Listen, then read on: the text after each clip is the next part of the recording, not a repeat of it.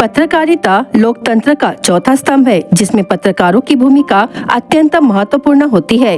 पत्रकार अपने कलम के माध्यम से समाज को आईना दिखाने का कार्य करता है। समाज को दिशा देने और देश को सशक्त बनाने में पत्रकारिता की अहम भूमिका है।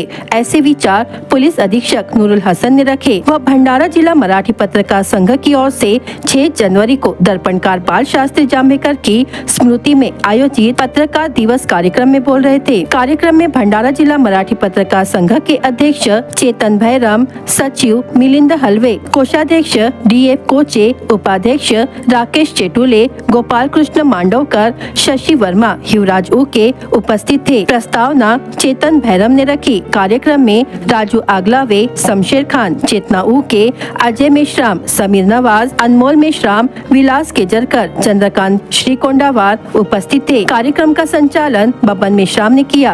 आभार प्रदर्शन मिलिंद हलवे ने किया। आज पत्रकार दिनाचे पावन प्रसंगी काल मला चेतन भैरामजींनी कॉल केला आणि याच्या पूर्वी सुद्धा आम्ही वेगवेगळे कार्यक्रम मध्ये गेले. त्यांनी मला आमंत्रित केला आणि सन्मान दिला. त्याचे चीफ गेस्ट तिकडे बोलवला. त्याबद्दल मी चेतन भैरामजी आणि त्यांची पूर्ण टीमच्या आभारी आहे. आपण सगळ्यांना माहिती आहे की आज पत्रकार दिवस आहे. पत्रकार दिवसवर आपण वेगवेगळ्या गोष्टीवर बोलतो. विखे साहेबांनी बरेचसे शेर वाचन केले. फैज का एक शेर है कि बोल खिला बाजार है तेरे, बोल जुबान अब तक तेरी है. तर म्हणजे पत्रकारितासाठी जे सर्वात महत्वाची गोष्ट आहे आपले जे शब्द आहे, आपली जे आवाज आहे, आपली आहे किंवा कोणी इतर माणूस तो आवाज देते किंवा कोणतेही इतर माणसाचे शब्द आहेत. मी नेहमीच आपल्या सोबत पत्रकार परिषद घेतो, नेहमी आपल्याला बोलवतो आणि नेहमी माझा मत असा आहे की पत्रकारिता आम्ही ज्यावेळेस UPSCच्या प्रिपरेशन केले त्या प्रिपरेशन मध्ये असं वाचले की पत्रकारिता डेमोक्रेसीच्या चौथा स्तंभ आहे.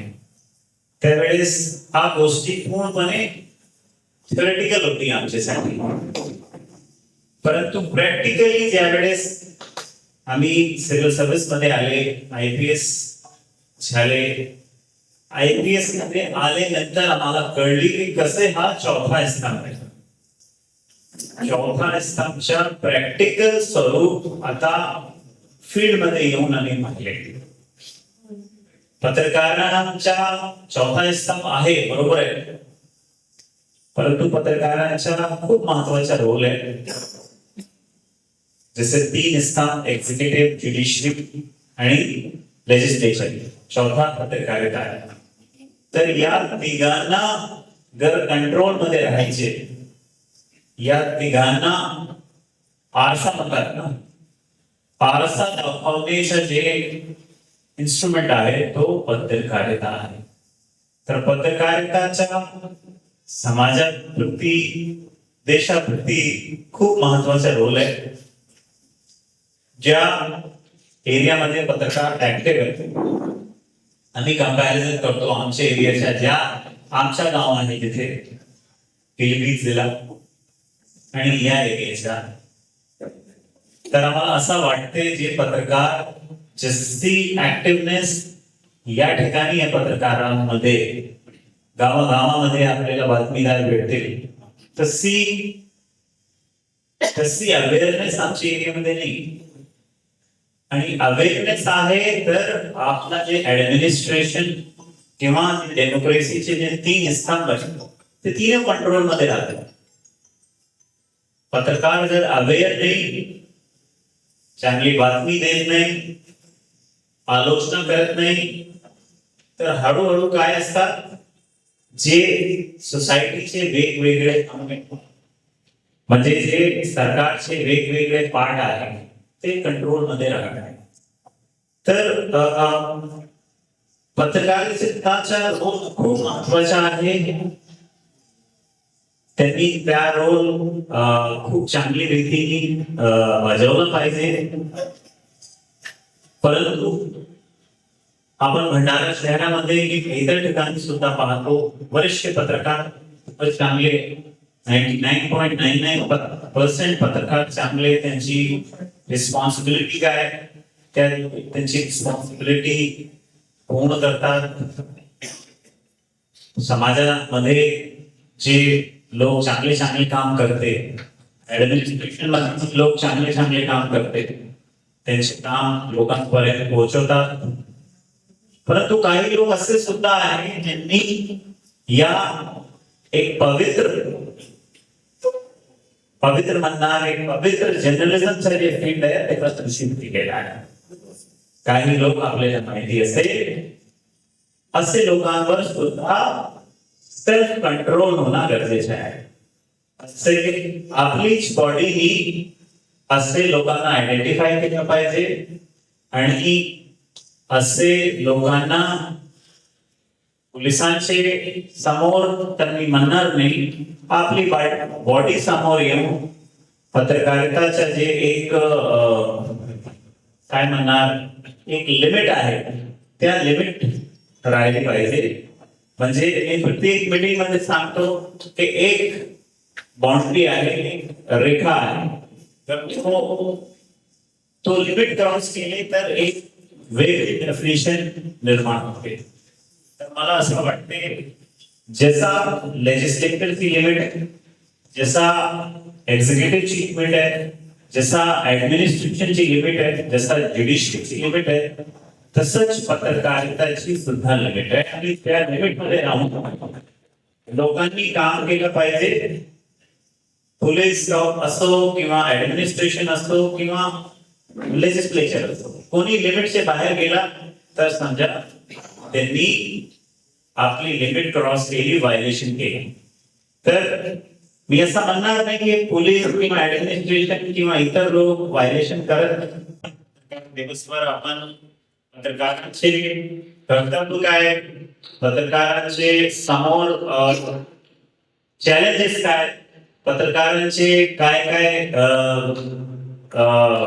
म्हणजे प्रॉब्लेम्स आहेत त्या विषयावर आपण चर्चा करत आहोत. तर माझं असं म्हणणं आहे चॅलेंज तर भरपूर आहे आपल्या समोर. जसा आजचा टॉपिक आहे AI आणि सोशल मीडिया, हे खूप महत्वाचं चॅलेंज आहे. आणि आजच्या युगात बातमीमध्ये उशिरा झाली, म्हणजे आपण 1 तास उशिरा झाले तर बातमी तो चुकी जाईल. आपल्याला ऍक्टिव्ह राहणं महत्वाचं आहे. आपण मला पत्रकारिताचा विषय आहे तर मी आपल्याला माझे जीवनाचं एक प्रसंग आपल्याला सांगू इच्छितो. मला न्यूजपेपरची खूप आवड होती. आणि न्यूजपेपरची म्हणजे जे इंडियाची जी क्रिकेट टीम आहे ते कुठे जाते, कुठे जिंकते, कोणता प्लेयर किती स्कोर करते. आम्ही एक गावामध्ये राहत होतो, एक खेडमध्ये. तिथे टेलिव्हिजन नव्हता त्यावेळेस. तर एक न्यूजपेपर येत होता. न्यूजपेपरचं नाव होता अमर उजाला आणि दैनिक जागरण. आणि तो न्यूजपेपर गावामध्ये त्या दिवशी येत नव्हता. संध्याकाळी एक माणूस एक जवळचा एक कसबा होता, म्हणजे तहसील एरिया होता, तिथून तो संध्याकाळी घरी येतात. तिथला मेडिकल स्टोर होता. तर तो संध्याकाळी येत होता. संध्याकाळी 7 वाजता 8 वाजता आम्ही स्वतः त्याच्या घरी जात होतो. संध्याकाळी पेपरचं वाचन आम्ही करत होतो. तर पेपरच्या वाचन करण्यासाठी म्हणजे सुमारे 24 आवर्स नंतर आम्हाला न्यूजपेपर मध्ये काय गोष्टी आल्या त्याचं वाचन 24 आवर्स नंतर आम्ही करत होतो. हळूहळू जे स्पोर्ट्स पेजवर आम्ही संपादकीय पेजवर आले. हळूहळू वाचनची सवय लागली आणि तोच सवय होती माझी. ते लहानपणीपासून जे सवय होती न्यूजपेपर वाचनची. ज्यावेळेस आम्ही UPSC ची तयारी केली त्यावेळेस आमचे एक स्वतंत्र विचार होते, आमचे एक स्वतंत्र आमचा वाचन होता. यावेळेस आम्ही प्रिपरेशन केले तर फर्स्ट पिरियड मध्ये आम्ही इंटरव्ह्यू पर्यंत पोहोचलो. याच्यामध्ये एक मोठा स्पिरिट होता, म्हणजे आमची न्यूजपेपर वाचनाची पद्धत होती. न्यूजपेपर वाचनाची जे सवय होती त्यांनी आम्हाला खूप मदत केली. आणि आज आम्हाला जे तुम्ही एक IPS ऑफिसर म्हणून पाहतात, याचे मागे खूप मोठा श्रेय न्यूजपेपरचा आहे. न्यूजपेपर काश्मीरचे IAS ऑफिसर होते. त्यांनी सांगितला, एक इंटरव्ह्यू मध्ये सांगितलं होतं, जर तुम्हाला UPSC ची प्रिपरेशन करायची तर UPSC ची प्रिपरेशन मध्ये सर्वात महत्वाचे जे साहित्य आहे तो काय ते विचारले. तर सर्वात महत्वाचे UPSC मध्ये जे साहित्य आहे ते फक्त 4 ते 5 रुपयाचा न्यूजपेपर आहे. जे स्टुडंट आम्हाला याच्या माध्यमातून ऐकणार, वेगवेगळी गोष्ट आहे, आपण वेगवेगळी गोष्टीवर बोलले, मी थोडासा वेगळा बोलतो की आपल्याला जी स्पर्धा परीक्षाची तयारी करायची किंवा समाजामध्ये थोडा ऍक्टिव्ह राहायचे तर न्यूजपेपरचा वापर करणं खूप महत्वाचं आहे. आणि आम्ही इथपर्यंत न्यूजपेपरचं वाचन करून न्यूजपेपरची वाचनची सवय खूप चांगली होती माझी, त्यामुळे मी UPSC इझिली क्वालिफाय केले, विदाउट कोचिंग क्वालिफाय केले.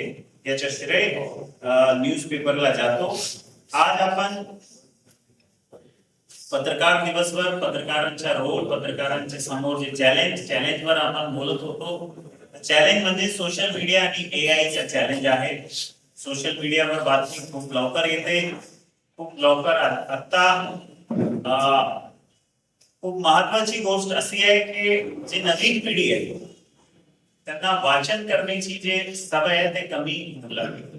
प्रत्येक माणूस आयदर इंस्टाग्रामवर आहे, फेसबुकवर आहे किंवा व्हॉट्सअपवर आहे. एक सर्वे झाला होता, त्याच्यामध्ये लोकांशी विचारले की आपल्याला न्यूज कसे भेटते, आपण कसे वाचन करतो. त्या सर्वेमध्ये आला की 40 ते 45% लोक सोशल मीडियाचा वापर करते न्यूज वाचन करण्यासाठी.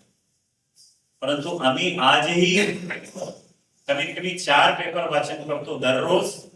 4 पेपर जर आपण वाचन केले, एक इंग्लिशचा, एक हिंदीचा, एक मराठीचा आणि एक इकॉनॉमिक्स रिलेटेड पेपर, 4 पेपर वाचन केले तर आपल्याला कोणतेही सोशल मीडियाची गरज नाही, कोणतेही इंस्टाग्रामची गरज नाही. आपलं पूर्ण ज्ञान आपल्याला होऊन जाईल, प्रत्येक क्षेत्राचं ज्ञान होऊन जाईल.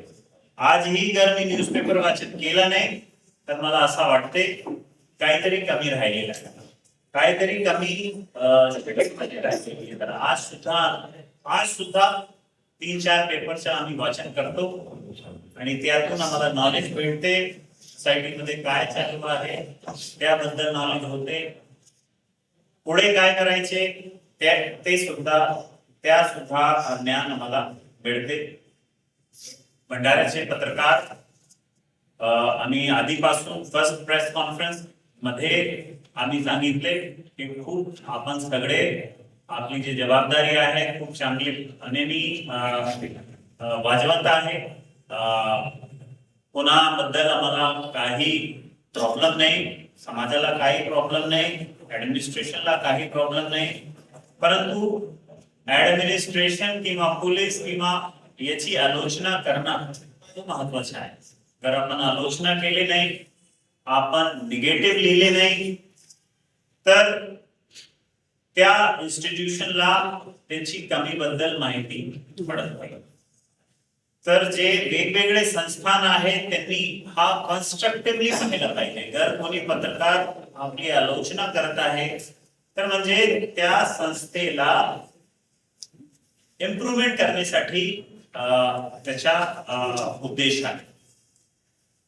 परंतु आलोचनाचा एक पुढचा टप्पा सुद्धा आहे. जर आपण अधिकारीला टार्गेट करते, टार्गेट करण्याचे उद्देशाने जर लिहिते, एक उद्देश आहे की इन्स्टिट्यूशनला इम्प्रूव्हमेंट करायचे, दुसरा उद्देश आहे की अधिकारीला टार्गेट करायचे.